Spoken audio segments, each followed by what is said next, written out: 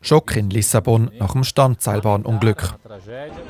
Bei der Entgleisung der historischen Bahn Elevador da Gloria sind mindestens 17 Menschen gestorben. Etwa 20 sind verletzt. Videos auf Social Media zeigen die Szene gerade nach dem Unglück. Die vollbesetzte Bahn sei beim Abweg entgleist, die Strasse runtergerutscht und dann in eine Hauswand prallt. Der Schock ist gross. Pues precisamente hoy estábamos hablando de subir. Y lo que pasa que había cola y por una cosa y otra pues no hemos subido, pero en estos días pensábamos subir.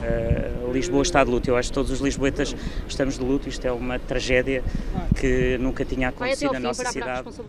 Das ist die Bahn vor dem Unfall. Besonders bei Touristinnen und Touristen ist sie sehr beliebt.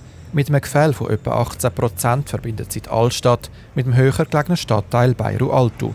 Unter dem Boden wird sie von einem Zugseil gezogen. Spekuliert wird jetzt, dass so ein Seil gerissen ist.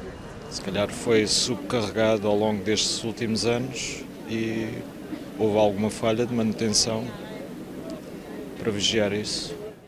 Der Betreiber der Bahn wehrt sich gegen so Vorwürfe. Alle Kontrollen sind sorgfältig durchgeführt worden.